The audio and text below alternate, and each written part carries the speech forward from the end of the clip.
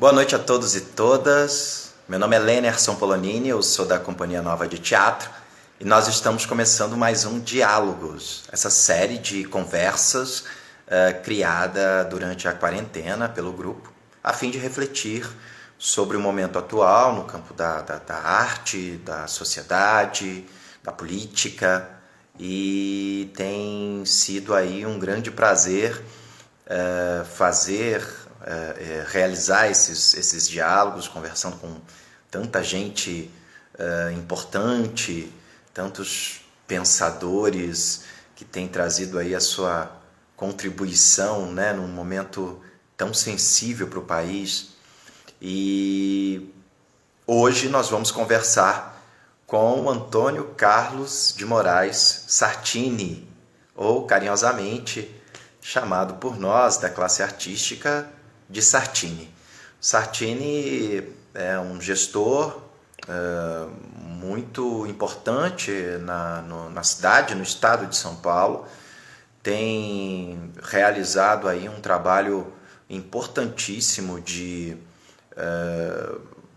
implementação de políticas públicas, foi diretor do Departamento de Formação Cultural, foi diretor da Oficina Cultural Oswaldo de Andrade, foi diretor do Museu da Língua Portuguesa e tem contribuído também nas bancas, comissões, tem feito parte aí de júris, né, de projetos de fomento e de apoio, principalmente no que se diz respeito ao teatro. E ele tem aqui um grande repertório que ele vai dividir conosco essa noite. O Sartini já deve estar por aqui, eu vou convidá-lo para fazer essa transmissão. Enquanto isso, vocês vão entrando, vão chegando e nós vamos iniciar a nossa conversa com o nosso convidado, especialíssimo da noite. Vamos lá, estamos aqui. Oi, Sartini. Estamos aqui, vamos lutando um pouco aqui com a luz, mas tudo bem, não sou especialista, né? Muito bem, acho que agora tá, né? Prazer enorme estar conversando com você, Lenerson, e com todo mundo que está entrando aqui na sala. Estou vendo aqui já pessoas conhecidas. Vamos lá, estamos a postos. Sartini, obrigado por ter aceitado o convite. Você é uma pessoa muito importante para nós do campo das artes. Há pouco nós estávamos aqui lembrando que nós já nos conhecemos aí há uns 20 anos.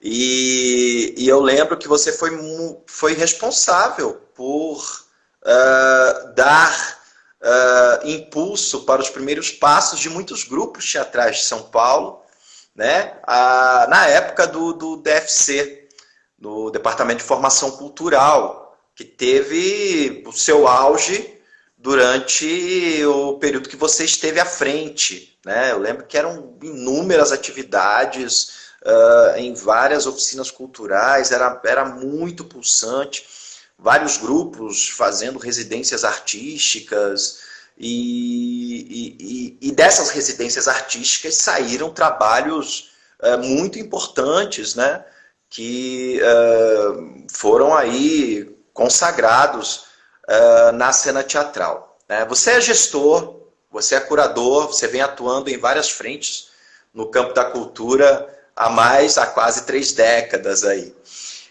Mas antes disso você tem uma trajetória como produtor, né? Como produtor internacional, trazendo nomes importantes, como o encenador romeno Andrei Serban, a qual eu admiro muito. Você conta para nós um pouco essa sua trajetória, Sartini, como produtor e depois também como gestor, essa tua passagem pelas oficinas culturais, até chegar ao Museu da Língua Portuguesa. Tem chão aí. Então, né, tem muita coisa, vamos por partes. Lenerson, engraçado, né? Eu, desde pequenininho, eu sempre quis ser artista. Eu, na realidade, sou um artista frustrado, né? E tentei várias linguagens, né? Estudei piano durante 8 anos, né? Depois fui para São Paulo fazer faculdade. Piano não é um instrumento muito fácil, né, de se carregar, morando em república, tal. Acabei abandonando o piano, fiz pintura e sempre tive uma paixão muito grande por teatro. Eu me lembro quando eu era pequeno, as minhas brincadeiras, às vezes no meu quarto, era exatamente interpretar textos, né? Inventava textos. Na época, né, comecei aí ao teatro muito jovem, graças a Deus venho de uma família, meu pai e minha mãe sempre foram muito ao teatro, né? Então grandes encenações que fazem parte da história do nosso teatro, que eu não tive o privilégio de assistir, né? Eu ouvia da boca do meu pai e da minha mãe, que eles iam a São Paulo para assistir Hair na primeira montagem, Roda Viva, que eu lembro que foi um escândalo, né? E eles adoravam, Abelardo e Heloísa também, me lembro, enfim, uma série de coisas. E em Santos também, eu sou de Santos, que a gente tinha o Cine Teatro Independência, né? O Teatro Coliseu, já um pouco combalido, hoje todo restaurado, né? Mas, enfim, eu não brincava de caminhãozinho, eu brincava que eu queria ser ator, eu brincava de teatro, né? Mas o meu talento nunca foi, não sei, quem sabe, de repente se algum amigo diretor me convidar, ainda dá tempo, né? Nunca é tarde, né, para a gente realizar os sonhos, né? Então sempre tive essa paixão muito grande pela área das artes, né? Da cultura. Eu sou advogado de formação, um curso que eu gostei muito de fazer, estudei na PUC em São Paulo, tive grandes professores. Aliás, a PUC teve uma importância muito grande para a minha formação, né? Eu sou da época que a gente tinha o curso básico, que era um curso que no primeiro ano a gente só tinha 2 matérias da faculdade que a gente estava cursando, e tinha metodologia científica, tinha filosofia, tinha antropologia, tinha matérias bem interessantes. Isso tudo lá nos anos 1979, né? A gente vivendo sobre o regime militar.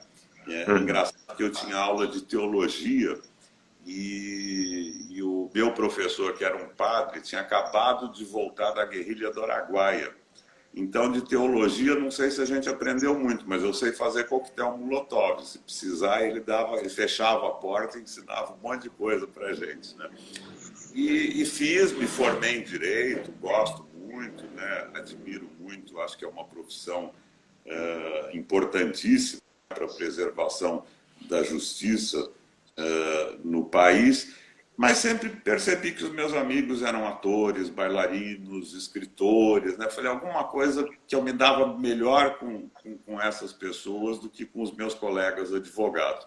E lá em 1990, eu tive a chance, por uma série de questões que não vem aqui o caso a gente contar, né?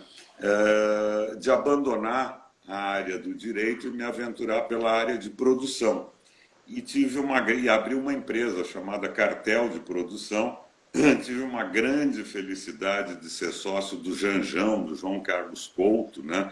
Que é com todo respeito, ele é novinho, mas é um patrimônio da nossa cultura, um grande produtor, né? Da Cissa Camargo, também atriz, e aprendi muito com eles, né?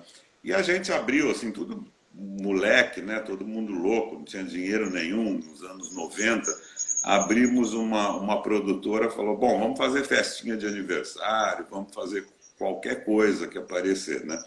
E, para nossa surpresa, quais foram as 2 primeiras produções que nós fizemos? Uma que você falou, o Andrei Serban, né, que foi, sem dúvida nenhuma, até hoje, eu acho que a coisa mais tocante, é difícil a gente falar isso, né?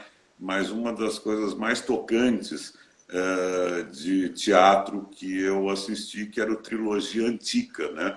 Que eram as 3 tragédias gregas, Medeia, Eletra e as Troianas, que nós fizemos lá no Sesc Pompeia, valoroso Sesc. Eu vi que a Flávia Carvalho, que querida Flávia, está nos acompanhando, né? Querida Flavinha. Nós produzimos lá no Sesc Pompeia, né? Os 3 espetáculos juntos, acontecendo no teatro, naquele corredor central do Sesc, na área de convivência, né? E para quem não viu o Trilogia Antiga, né, feito pelo Teatro Nacional de Bucareste, num momento importantíssimo da vida da Romênia, né, um país que eu sou apaixonado e sei que você também é, não é? A Romênia tinha acabado de sair de uma ditadura terrível, né, do Ceausescu, anos e anos de opressão, e o Serban, que estava no La Mama, em Nova York, foi convidado para dirigir o Teatro Nacional de Bucareste e montou o Trilogia Antiga, que ele já tinha montado em Nova York, com o Teatro Nacional de Bucareste, que tinha os grandes atores da Romênia, mas para dar uma arejada ele convidou uma moçada, uma molecada, muitos atores de 18, 19 anos, né? E esses 3 espetáculos fantásticos falado em grego arcaico, né? No grego em que ele foi realmente escrito, né? Eu me lembro até que eles contavam que quando eles fizeram apresentações na Grécia, né? Os gregos ficaram super felizes, falaram, finalmente vem aqui um espetáculo que a gente vai entender, né? E não entenderam nada, porque não era mais o grego que se fala hoje na Grécia, né? E foi realmente uma emoção muito grande, né? Um espetáculo maravilhoso, artistas desde os mais consagrados da Romênia, senhores de 70 para 80 anos, com muitos jovens, né? Muitos meninos que nós fizemos amizade, né?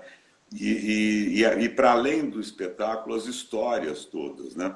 Eu me lembro uma noite, né? Nós nunca ficamos ricos fazendo produção, né? Nem eu, nem o Janjão, nem a Cissa, porque a gente sempre teve uma visão muito humana do que era fazer produção, né? E uma noite a gente convidou vários artistas do elenco, né, do Serban, para ele jantar em casa, né, custeado do nosso bolso, obviamente, né? E conversa vai, conversa vem, perguntando para os mais jovens por que vocês fizeram teatro, né? E um deles falou, olha, eu fiz teatro porque eu nasci no meio de uma ditadura terrível, né? A ditadura do Ceausescu na Romênia foi uma das piores, mais bárbaras da nossa história, né? Era uma ditadura tão pesada que eles controlavam até o pensamento das pessoas, a cor da roupa que eles usavam. Havia todo um sistema de delação. Se você sabia que seu vizinho estava fazendo alguma coisa que o governo não ia gostar, havia todo um incentivo à delação. Mas, apesar dessa ditadura terrível, as grandes companhias de teatro europeia continuavam indo à Romênia, se apresentando nos grandes teatros, né? E esse ator, o Mihai, eu me lembro muito bem, hoje ele é um grande ator do Teatro Nacional de Bucareste, né? Ele falou, olha, eu fui fazer teatro porque o único momento que eu me sentia, e eu me emociono a falar, realmente livre, é quando eu estava na sala de espetáculo, vendo algum espetáculo. Era o único momento que eu sabia que ninguém mandava na minha consciência, no meu modo de pensar, né?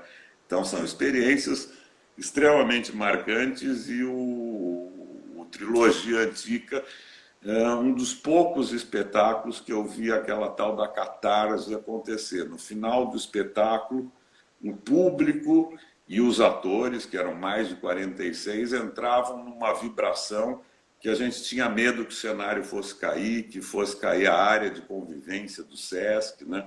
Uma experiência realmente muito marcante, né? Então, a gente que começou a fazer produção sem expectativa nenhuma, logo de cara a gente produz o Andrei Serban, grande nome do teatro mundial, né? Na sequência, na mesma época, junto com o Serban, a gente produz um Ibsen lá no Teatro Municipal, When We Dead Awaken, né? Quando nós os mortos despertamos, dirigido por ninguém menos, ninguém mais do que o Bob Wilson, Robert Wilson, né? E isso nos anos 90. E todo mundo que conhece o Bob Wilson sabe das suas exigências técnicas, né? A luz tem que ser aquela perfeição, o som tem que ser aquela perfeição. E naquela época, nos anos 90, o Brasil não tinha o nível de excelência técnica que nós temos hoje, né? Nós não tínhamos os equipamentos, nós não tínhamos equipamento de som, de luz. O espetáculo pedia no final quase que um terremoto dentro do teatro municipal, né? Porque o espetáculo termina com uma avalanche onde morrem todas as personagens, né? E o Bob Wilson queria que a gente fizesse o teatro inteiro tremer. Na época, o diretor do teatro municipal era o Emílio Calil, né? Ele quase matou a gente depois do espetáculo. Vocês vão derrubar o meu teatro, né? E nós conseguimos, graças aos nossos técnicos, né? Uma equipe fantástica. A gente não tinha dinheiro para importar os equipamentos de luz que o Bob Wilson exigia, né? Então nós conseguimos construir esses equipamentos aqui, naquele jeito brasileiro, mas o jeito bom brasileiro, né? Da criatividade, da imaginação, de tudo. E me lembro que várias pessoas falavam: o Bob Wilson vai matar vocês quando ele chegar aqui, né? E ele chegou muito receoso do resultado, né? E a outra cena que eu não posso esquecer, quando terminou a primeira sessão do espetáculo, né? O espetáculo que tinha o Joel Grey, grande ator, né? Que trabalhou no Cabaré, que é o mestre de cerimônias do Cabaré, né? Tinha como personagem, ele fazia o personagem principal, Joel Grey. E quando termina o espetáculo, eu, Janjão, Cissa, né? Os outros sócios muito apreensivos, né? Falando: meu Deus, e o Bob Wilson? E o Bob Wilson desce a escada do Teatro Municipal chorando, de tanta alegria. Ele falou: pode não ter sido o espetáculo com a maior precisão técnica que eu fiz, né? Mas foi, sem dúvida, a coisa mais emocionante. Então, são histórias que vão realmente marcando muito a gente, né? E logo na sequência, também nessa época, a gente produziu o Fura del Baus, fazendo Sus lá no galpão da Faton, né? Um outro teatro, né? Um teatro de impressões, uma coisa muito... Então foi um começo assim, muito generoso, né? Eu acho que a vida foi muito generosa de me dar esses sócios, o Janjão, a Cissa, que são pessoas apaixonadas pelo teatro e grandes conhecedores, aprendi muito com eles, né? E generoso de me permitir começar já trabalhando com ninguém menos do que Andrei Serban, Bob Wilson e com o Fura del Baus, que na época, né, era a ponta, a modernidade toda do teatro. E depois, se der, a gente fala um pouquinho mais, porque tem umas histórias muito engraçadas também, principalmente com Andrei Serban. Mas foi esse o começo que me trouxe para a vida cultural. Eu gosto realmente, e hoje eu brinquei clínico geral, né? Porque depois tive muitas experiências também na área de dança, tive essa passagem de 10 anos no Museu da Língua Portuguesa, que me aproximou muito da questão não só do nosso idioma, mas da literatura também, né? Dessa forma falada e escrita tão importante da gente se expressar, né? Mas eu, graças a Deus, transito bem por todas as linguagens artísticas e tenho a maior admiração pelos criadores, por vocês, né? Que são criadores, que são atores, que são bailarinos, que são escritores, e acabei, de alguma maneira, resolvendo a minha frustração, né? Já que eu não nasci com esse talento, né, para as artes, então vamos ajudar quem tem talento para que essas pessoas realmente possam subir nos seus palcos, escrever os seus livros. Rapidamente é isso. Esse período das oficinas culturais foi um período muito pulsante na cena teatral de São Paulo. Nós não tínhamos os editais, né, que nós não vivíamos ainda a era dos editais, mas tínhamos uma produção muito emergente e que precisava existir, não é? E eu lembro que as oficinas culturais impulsionavam essas pequenas produções a existirem. Claro, por causa, né, de você ali à frente, sempre dialogando com os artistas, impulsionando, apoiando as mostras, os festivais, né, tendo essa atuação abrangente no interior, as residências artísticas. Foi um período muito importante, né, Sartini? Foi um período muito importante, acho que muito rico, né? A minha experiência com as oficinas culturais começou em 94, em Sorocaba. Foi inaugurada a Oficina Cultural Sorocaba, de Sorocaba Grande Otelo, né? E eu fui convidado para assumir a direção da oficina, numa nova, né? Uma nova atividade dentro da cultura, essa atividade de formação, que também é uma atividade que eu acho que eu acabei me especializando, que eu acho importantíssima, né? E foram 2 anos lá em Sorocaba, onde também a gente realizou coisas fantásticas. Sorocaba sempre teve diretores de teatro, companhias de teatro muito ativas, né? E a gente conseguiu promover um diálogo entre essas companhias que não se falavam muito, né? Fazer produções muito interessantes lá em Sorocaba e desenvolver uma série de projetos, né? Com parcerias inusitadas, porque a gente tinha projetos que eram em parceria com o governo do estado, a oficina, com a prefeitura, que politicamente era inimiga do governo do estado na época, com o SESI, que é da Fiesp, e com a CUT também, né, que tinha um centro cultural lá. E a gente fez festival curta dança, festival... A gente queria fazer um festival de teatro, não tinha dinheiro. Falei, vamos fazer o curta teatro, um festival de cenas teatrais, fizemos. Foi um grande sucesso. Um outro projeto chamado Terra Rasgada, que era já naquela época, né, em 1995, 6, era um grande acontecimento na cidade, né, que tinha uma curadoria compartilhada, porque na realidade a gente cedia o espaço da oficina cultural e durante 3 meses a gente trabalhava com todos os artistas interessados da cidade, da região, e a curadoria do Terra Rasgada, que era na realidade uma grande mostra de artes que acontecia durante um mês na oficina, era toda feita pelos próprios artistas, né? Então os próprios artistas que propunham seus trabalhos de instalações, pequenos espetáculos de teatro, e a nossa única proposta é que houvesse um diálogo entre as várias linguagens artísticas, né? Então foi muito interessante também, porque a gente tinha trabalhos de artistas plásticos desenvolvidos junto com diretores de teatro, com coletivos de teatro, trabalhos de dança junto com os músicos da cidade. Foi uma coisa bem interessante.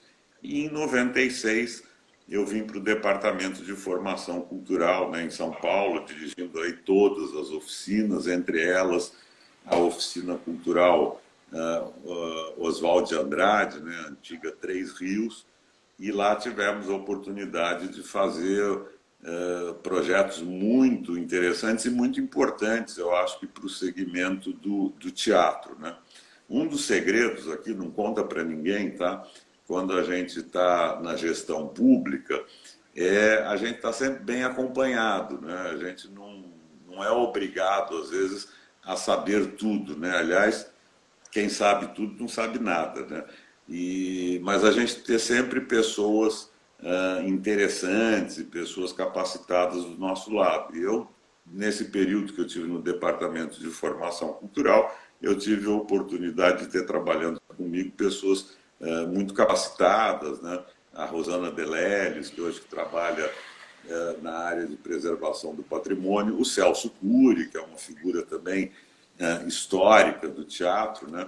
E foi justamente em conversas com o Celso Cury que a gente pensou na cena, né, teatral daquele momento, né? Como você bem falou, não existiam os editais, não existiam as leis de fomento, né? e falamos o que será que esses grupos, e os grupos de teatro estavam com essa característica, né, de grupos com trabalhos de pesquisa, né, de pesquisa continuada, estavam começando a surgir na cidade, né? E aí a gente pensou, o que a gente pode fazer para esses grupos? A gente não tinha muito recurso, né? E criamos o projeto de residência em teatro, né? Que era um projeto exatamente para grupos que trabalhavam com projetos de pesquisa e experimentação, aonde a gente cedia o espaço da oficina pelo tempo que o grupo achasse necessário. Então, nós tivemos projetos lá de residência de 6 meses, projetos de aproximadamente 1 ano, e a gente disponibilizava mensalmente uma verba, não é, para esses grupos, para esses coletivos, e o objetivo não era para que eles montassem os seus espetáculos, porque para isso a gente não tinha dinheiro. O objetivo é para que os membros do coletivo, do grupo, pudessem se dedicar mais à pesquisa, mais à experimentação e menos a outros afazeres, que a gente sabe que a vida de artista é uma vida que você está no palco, mas você está dando aula, você está fazendo isso, aquilo, né, para conseguir se sustentar, né? E foi um projeto que deu muitíssimo certo, né? Nós tivemos lá, enquanto ele perdurou, né? Eu acho que ele começou em 96, 97, né? E foram mais de 34 ou 35 projetos, né? E passaram por lá Teatro da Vertigem, a Joana Albuquerque também, Oficina. enfim, uma série de espetáculos e que acabaram sendo montados e com esse trabalho do projeto de residência, que também era estratégico para nós, né, para mim, enquanto gestor, porque era uma maneira também da oficina estar sempre viva, né? Os coletivos estavam sempre lá desenvolvendo as suas atividades. É lógico, tinha já uma contrapartida, né? A contrapartida é que eles ofereciam atividades de formação, de preferência sobre o trabalho que estava sendo pesquisado e o trabalho que estava sendo experimentado ali, e foi realmente uma experiência muito interessante, muito prazerosa, né? Muito gostoso saber que, de alguma maneira, eu dei essa pequena contribuição para o teatro de São Paulo, né? E foi também, acho que um dos projetos que inspirou muito a Lei de Fomento ao Teatro, né? Que depois, hoje a gente tem aí a Lei de Fomento ao Teatro, com recursos muito maiores que a gente tinha, né? Mas o projeto de residência foi um projeto extremamente, acho que, importante e que deixa muita saudade, e que eu acho que poderia continuar, mesmo com fomento, a gente poderia ter um projeto de residência. Uma pena que depois trocam-se os gestores, né? Eu saí do Departamento de Formação Cultural e às vezes as coisas não têm continuidade, né? Mas mudou completamente o desenho, né, Sartini? Mudou completamente o desenho, as perspectivas, né?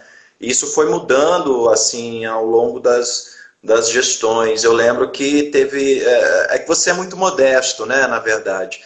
Porque você fala, não, porque né, essa pequena contribuição para o teatro foi uma contribuição valiosa para as artes. Eu lembro que a gente tinha projeto de residência para dança. Sandro Borelli fez tantos trabalhos importantes. Eu lembro que as oficinas culturais elas estavam completamente tomadas de atividades com artistas gabaritados, com muita experiência.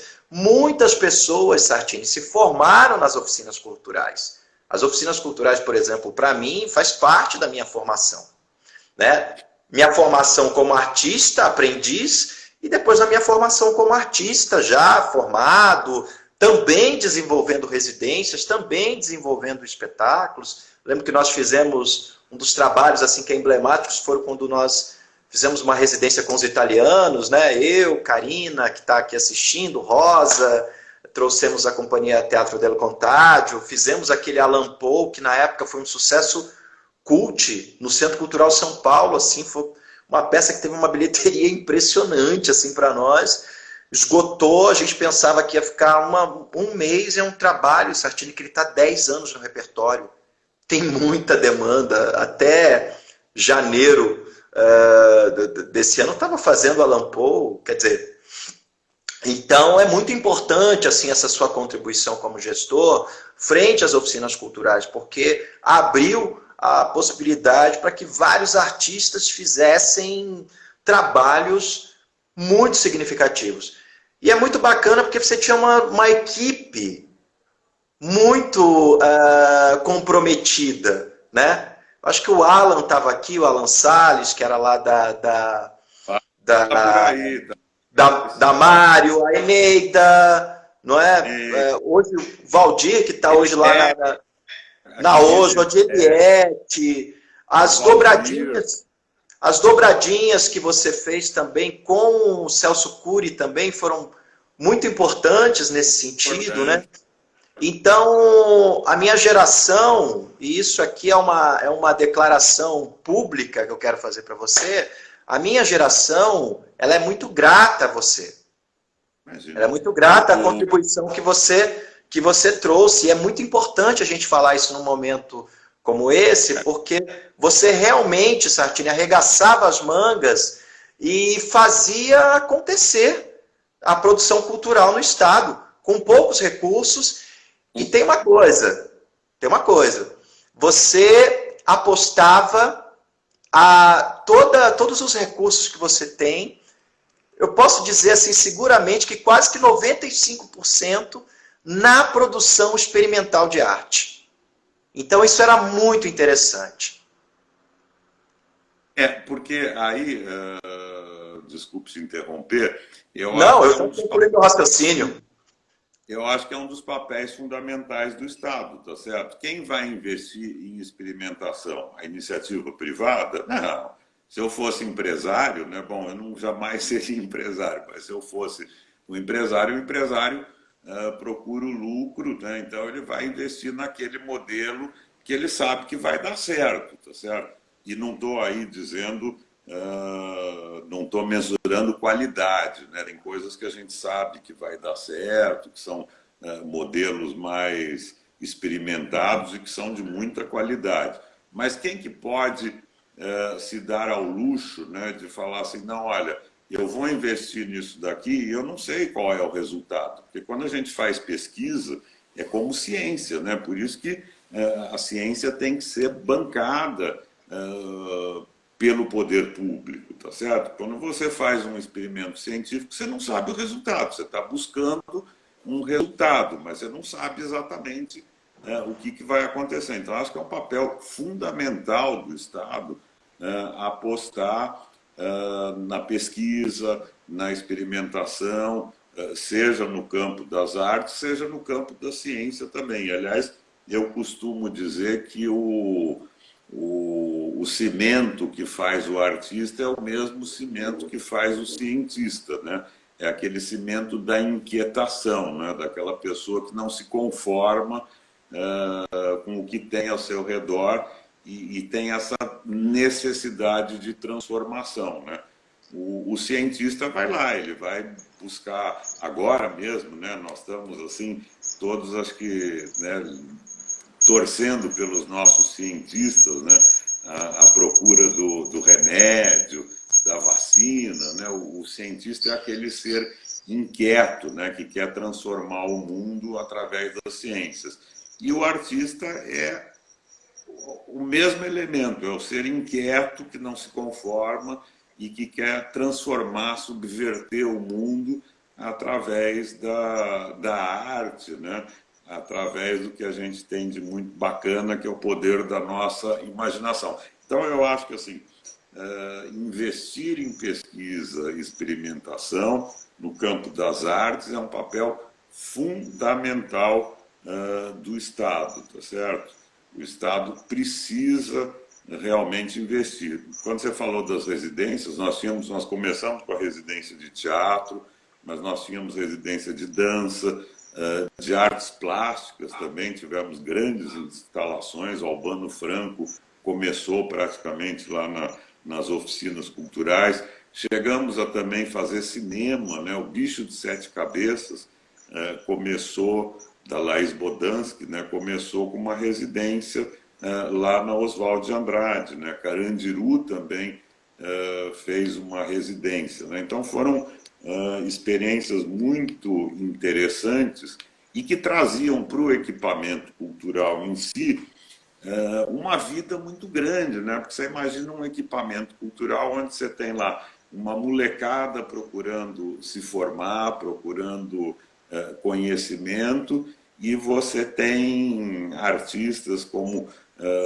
você tem a Laís Bodansky, você tem o Zé Celso, você tem a Cibele, que fez em residência, montou Toda Nudez Será Castigada, né? Fantástico, que ficou lá depois em temporada na Oswald de Andrade, todo mundo se esbarrando ali nos corredores, né? Uma das coisas que eu sempre gostei muito, que eu acho muito bacana, é que com vocês, artistas, a gente não precisa pedir nada. Solta todo mundo dentro do mesmo prédio e deixa lá ficar se esbarrando, que coisas fantásticas vão acontecer. Eu sinto falta, nesse momento, um pouco dessa liberdade, sabe? Eu acho que as coisas ficaram um pouco, todas muito dentro das suas caixinhas. Acho que a gente precisava ter uns espaços mais livres de encontro, de diálogo, de troca de experiências. Eu sei que para vocês que são criadores, que são artistas também, o convívio, não é, com este público que vai atrás de uma oficina, de um curso, né, com essa molecada, né, com pessoas às vezes que têm menos informação, mas que têm uma vontade de descobrir, que tem uma sinceridade muito grande, também é muito importante, né? Então eu acho que esses espaços de uma convivência mais livre e leve e solta, às vezes fazem falta. Acho que estão faltando aqui um pouco na nossa cidade. Eu acho que a estrutura, por exemplo, que o Museu da Língua Portuguesa tinha, era uma estrutura que você sonhava para as oficinas culturais, né? Uma estrutura completamente multimediática. Eu lembro que nós conversávamos sobre isso, né? Que você sempre tinha um desejo de equipar as oficinas, de deixar as oficinas um espaço de ponta, tecnológico, conectado com um novo século que estava chegando, não é? E aí eu fiquei pensando nesse lugar agora do museu. Como é que foi essa experiência do museu, Sartini? Olha, essa experiência do museu foi uma experiência também que eu não imaginava ter, né? Era uma área que eu não tinha muita familiaridade, né? Apesar de sempre ter gostado muito de museus, mas recebi esse convite, né? O João Batista de Andrade e o Fábio Magalhães. João Batista era o secretário de Estado, o Fábio adjunto, né? Que é um especialista na área de museus, grande amigo meu, e eles fizeram esse convite. Na época eu era diretor do departamento de teatro da prefeitura, né? Fiquei lá 2 anos, também foi uma experiência muito bacana, e eu falei, puxa, museu, né? Mas nunca... Aí fui conversar, né? Fui conversar com o Marcelo Araújo, diretor da Pinacoteca, né? Falando, Marcelo, e ele falou, vá lá, o Museu da Língua Portuguesa precisa de uma pessoa que faça, né? Precisa de uma pessoa que agite aquilo lá. O museu, ele é um museu novo, com características diferentes, né? Então, topei esse desafio, né? Foram 10 anos à frente do museu, e foi muito importante, eu acho que sobre diversos aspectos, essa bagagem que eu carregava das oficinas culturais, né? Das outras linguagens, do teatro, da dança, das artes plásticas, né? Isso foi muito enriquecedor também para o trabalho que nós fizemos no museu. Até porque uma das nossas grandes preocupações, ele é um museu e vai ser reaberto, né? Estava todo prontinho para ser reaberto agora em junho, né? Infelizmente não se teve essa oportunidade, mas logo, logo ele vai ser reaberto. Mas quando ele foi inaugurado, ele era uma novidade não só no Brasil, mas no mundo. Poucos museus tinham uma escrita expositiva como a do Museu da Língua Portuguesa, né, que trata de um patrimônio intangível, né, que é o nosso idioma, e que se vale de recursos tecnológicos para contar suas histórias, para contar suas narrativas, né? E eu acho que foi muito importante essa experiência toda acumulada nas outras linguagens, né? E a gente conseguiu uma mescla muito bacana no museu de ter toda essa tecnologia, né? De ter toda essa interatividade, mas de não perder o lado humano e o lado do contato pessoa com pessoa, né? Então a gente sempre procurou nas nossas atividades, através do educativo do museu, ou mesmo nas atividades que realizávamos no museu, quantos grupos coletivos de teatro não se apresentaram no Museu da Língua Portuguesa, inclusive dentro dos espaços expositivos do museu, né? Grupos de dança também, pessoal de circo, de música, né? Eu acho que foi um momento bem interessante também e que, sem dúvida nenhuma, essa bagagem toda acumulada, né, nas oficinas culturais, na área de formação, trabalhando com teatro, com dança. Falando em dança, estou vendo aí a Cássia Navas, né, que acabou de entrar, que foi uma outra pessoa extremamente importante também, né? Eu falei que a gente sempre deve se cercar de pessoas que entendam mais do que a gente, né? Então, Nós falamos sobre as equipes, né? As equipes. Então, várias pessoas que eu convidei para trabalhar comigo, eu tinha plena certeza de que eles sabiam muito mais do que eu sabia. E a Cássia foi uma dessas pessoas. A gente pôde fazer coisas na área de dança muito interessantes, né? Mas o Museu da Língua Portuguesa, eu acho que foi uma experiência muito interessante, e que ao longo desses 10 anos, uma das coisas que, quer dizer, o museu contava e conta histórias fantásticas, né, da nossa diversidade, da diversidade linguística, né, da nossa identidade cultural enquanto brasileiros, né, enquanto falantes de português.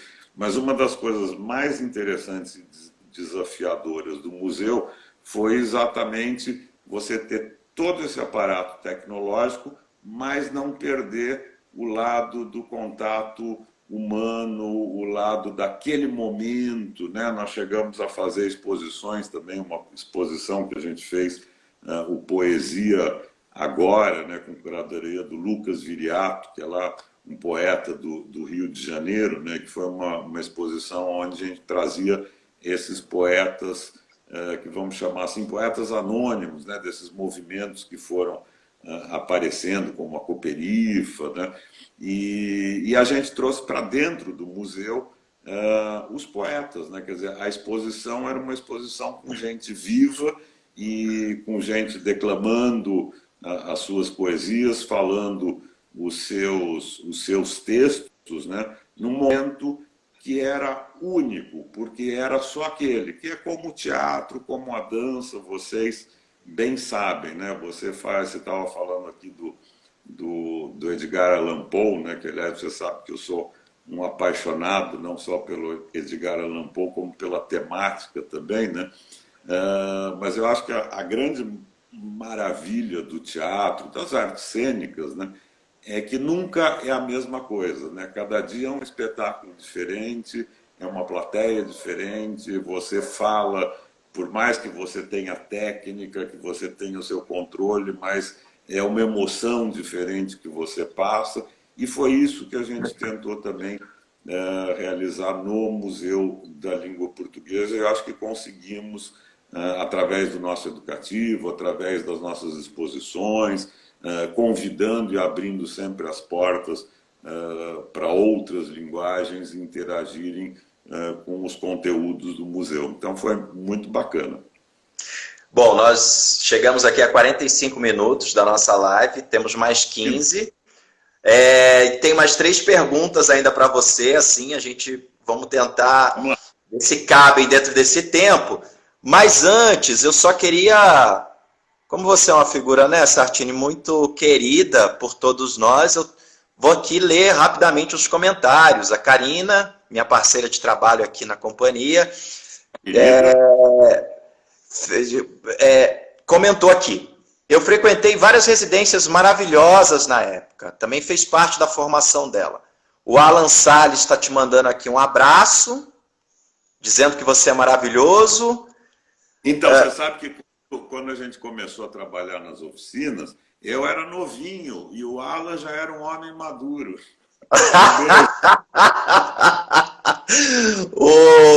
A Rosa, minha parceira também aqui de grupo, a Rosa Freitas, né? E nós artistas tínhamos uma oportunidade de uma troca rica com outros coletivos de linhas e pesquisas, né? A Rosa, ela faz parte do nosso coletivo há 10 anos, né? Do nosso núcleo duro de trabalho. A Rosa, ela chegou no grupo através das oficinas culturais. Nós estávamos fazendo uma residência de Gertrude Stein em 2009, na Oswald de Andrade, final de 2008, 2009, não me engano, não me lembro agora, e a Rosa chegou nesse momento, Sartini, das residências. Você vê, e ficou. E muitos que permaneceram nos grupos foram através desses processos. É verdade. A Simone... Desculpa, pode falar. Não, fala, é verdade. Uma das coisas que eu acho muito bacana das oficinas culturais, e eu sou um apaixonado por esse modelo. Eu acho que é um modelo que não envelhece nunca. Uma pena que ele não tem sido muito bem tratado nos últimos anos, né? Coisas bacanas, além dessa relação, né, mestre com aprendiz, das trocas entre os artistas, tudo, são essas relações humanas, né? Eu conheço um monte de gente que começou, vou fazer uma oficina de dança ou de teatro só porque eu não tenho nada melhor para fazer, e virou um grande profissional, um grande criador, né? É muito bacana. Isso é legal, né? O Regis está aqui comentando, a Silvia está falando primo maravilhoso, o Regis adora ouvir o Sartini falar, a Simone, artistas e cientistas têm uma inquietação muito semelhante mesmo, né? Então corrobora com aquela tua análise sobre arte e ciência. O Carlitos Casella falou aqui, amor. Ela é um grande bailarino, coreógrafo de Buenos Aires, um amigo queridíssimo. Que maravilha! A Silvia Matarano, os saudosos do museu, o Dramatic Art Scene, museu maravilhoso e o seu trabalho lá também. A Cássia Navas te mandou aqui uma florzinha. O Alan falou que é mentira, que ele falou que ele tem 30 ainda. Ele tem 30, tem 28. A Sandra está dizendo aqui que aula. O Júlio, né? Maravilhosa a interatividade do museu, da língua portuguesa. Simone, parabéns pelas lives, pela lembrança. Sartini é um professor, trabalho corajoso. Enfim, muito bonito ler e receber esses carinhos e esse reconhecimento, assim, né? Que você tem, né, Sartini? A Flavinha está comentando aqui, Sartini tem uma coerência extraordinária em toda a sua trajetória. E a Flavinha também é uma queridíssima, né? Um beijo, Flávia. E é uma grande gestora, porque olha que dá conta daquela unidade do SESC não é para qualquer um, viu? Ela é maravilhosa. Eu tive a oportunidade de estar lá 2 vezes fazendo temporada com o grupo e sempre fomos muito bem recebidos, muito bem tratados, né? E eu acho que tem isso também, né? Danilo é a grande cabeça do Sesc São Paulo, né? E ele consegue montar uma equipe formidável. Eu falei isso com ele também na live, né? E a Flavinha é uma dessas pessoas queridas. Bom, nós só temos mais 10 minutos. Lênin, eu acho que tem uma coisa aí que é extremamente importante, que às vezes a gente vai falando, parece, não está falando de cultura, não está falando, mas está assim, né? Claro. E que eu acho uma coisa que o SESC tem e que eu sempre me pautei aonde eu estive, né? Tanto no Estado como os 2 anos na Prefeitura, também no Museu da Língua Portuguesa, que é essa questão da gente nós somos privilegiados, a gente não tem dinheiro, tudo pobre, né? Mas a gente trabalha com aquilo que a gente acredita e com o que a gente ama, né? Então, eu acho que essas relações, né? Você chegar e ser bem tratado, ser tratado de igual para igual, e tenho certeza, o SESC é muito isso, e tenho certeza que a Flávia, que tá aqui nos ouvindo, se precisar, se um dia faltar uma faxineira, ela pega uma vassoura, vai lá e faz a faxina. Não tem essa história de, eu sou o que manda aqui, eu não faço essas coisas, né? Sim, então, acho sim. que esses passos são extremamente importantes para a nossa cultura. Mas vamos lá para mais 2 Então tá, perguntas. 8 minutos, vamos fazer aqui um bate-bola, tá? Vamos lá. Qual o futuro dos museus? O futuro dos museus? Olha, eu acho que o futuro dos museus é bastante interessante e promissor, né? Nas últimas décadas, os museus se repensaram, né? E eles se entenderam como espaços culturais, como centros culturais, porque até então eles não tinham muito essa visão, né? Sempre foram espaços que se viam como espaços elitistas, né? Eu acho que eles se abriram muito, se abriram para um diálogo, né? E eu acho que o futuro do museu é o diálogo com o seu público, com a sua comunidade, porque os museus têm uma tarefa importantíssima que é a de preservação, mas você preservar e não difundir, não dialogar, né, não dar acesso para os outros é a mesma coisa do que não preservar, né? Então, eu acho que o futuro dos museus é um futuro bem promissor. Eu acho que os museus cada vez mais vão ocupar um espaço importante, né, para contar a história, e contar a história com responsabilidade, mas são espaços que vão cada vez mais significar muito para a nossa sociedade, que tem tantas histórias e tantas formas de contar a mesma história, né? Nós estamos vivendo um momento muito delicado, sensível, né, com essa pandemia. E a arte ela trouxe um oxigênio, né, para as pessoas que puderam ficar em casa, que estão confinadas, que puderam fazer o isolamento social. Qual o papel da arte na sociedade? Olha, o papel da arte na sociedade é fundamental. E aí eu vou voltar um pouco para a questão lá do cientista que eu falei, né, do artista, do cientista. Na realidade, eu acho que são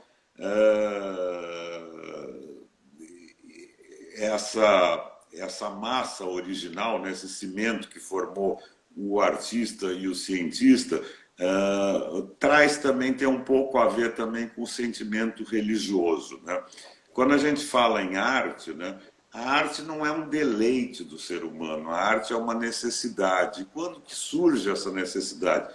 Surge lá nas cavernas, né, quando os homens ganham consciência, né, se diferenciam dos outros animais, né, e ganham consciência para o bem ou para o mal, né, junto com essa consciência vem uma necessidade que é do ser humano de entender, né, de compreender. Então, quando tem lá o raio nas cavernas, o que é que o ser humano faz, né? ele vai dançar ritualmente, né? E que pode ser, já é uma expressão artística, mas que tem a ver também um diálogo com os deuses, que ele está querendo encontrar alguma explicação. Então, diferente do que todo mundo fala, é lógico que a arte é um deleite, é um prazer, é uma satisfação, não é? Nos torna mais humanos, mas nos torna mais humanos porque é uma necessidade. Quer dizer, o que a gente tem que pensar é isso, é uma necessidade intrínseca do ser humano. Ah, que maravilha, Sartini. Isso que ela é tão importante nesses momentos difíceis, né? Eu espero essa situação inimaginável que a gente está vivendo, né? Neste momento, né? Eu espero que sirva pelo menos para uma reflexão nossa, de nós todos que trabalhamos na área cultural, né? Como é importante, né, o papel que a gente desempenha na sociedade e que a gente pare, às vezes, de brigar um pouco entre a gente, né? A gente sabe que os recursos são poucos, então, de vez em quando, a gente tem que dar umas cotoveladas, né, para conseguir, e que a gente se abra num diálogo maior para a sociedade como um todo, né? Porque a arte é essencial, as pessoas têm fome, as pessoas têm necessidade de arte, como as pessoas têm necessidade também de acreditar em alguma coisa, daí vem essa coisa, a arte nasce no mesmo momento que nasce essa necessidade de você acreditar em alguma coisa que nós não estamos vendo e essa necessidade de você tentar explicar o mundo através da ciência, né? Então é extremamente importante o papel que as artes cumprem para a humanidade e a responsabilidade, né, que nós todos que trabalhamos nesse setor temos, e uma responsabilidade de ampliar mais esse diálogo, né, de conversar, de não ficar na nossa caixinha, né, de chegar realmente aonde as pessoas estão, porque eu fiz milhões de coisas na minha vida, Lenerson, trabalhei com coisas fantásticas, né? Coisas, inclusive, de cultura erudita, né? A gente falou do Andrei Serban, falou do Bob Wilson, fiz uma temporada do Ballet da Ópera de Lyon aqui, e às vezes a gente sempre levava espetáculos, às vezes, em comunidades que a gente sabia que não tinham acesso àquele tipo de manifestação artística, né? E as pessoas gostam, quando a gente está levando coisa de qualidade, seja o Balé da Ópera de Lyon, seja um hip hop, seja um grafite, seja um quadro do Rembrandt, tal, as pessoas sabem, porque está na essência. Quando é bom, elas sabem. Elas podem não entender muito, às vezes, os códigos, tal, mas aquilo paralisa as pessoas e dá um impulso, né? Ela fica assim, meu Deus, o que aconteceu? Vou procurar entender o que aconteceu comigo quando eu vi aquele hip hop, quando eu vi aquele quadro do Rembrandt, quando eu ouvi aquela orquestra, quando ele balé, ou quando eu fui naquele espetáculo de teatro, que eu não entendi direito, mas aquilo me tirou Provocou, do sério. né? Então a gente tem uma responsabilidade muito grande, a gente tem que abrir, acho que abrir mais as nossas portas. Sartini, eu quero agradecer demais a sua presença. Nós só temos aqui mais um minuto para estou aqui te agradecendo. Quero agradecer a todos que acompanharam essa live. Ela vai ficar disponível aqui no IGTV e também vai ficar disponível no YouTube. Eu vou enviar para você, Sartini. Divulga lá no Facebook, divulga nas redes. Essa conversa aqui, ela é uma conversa valiosa. Eu estou maravilhado de te ouvir, emocionado, tantas histórias bonitas, importantes, que com certeza todos se beneficiaram aqui com a tua experiência, com as tuas histórias. Muito obrigado, querido.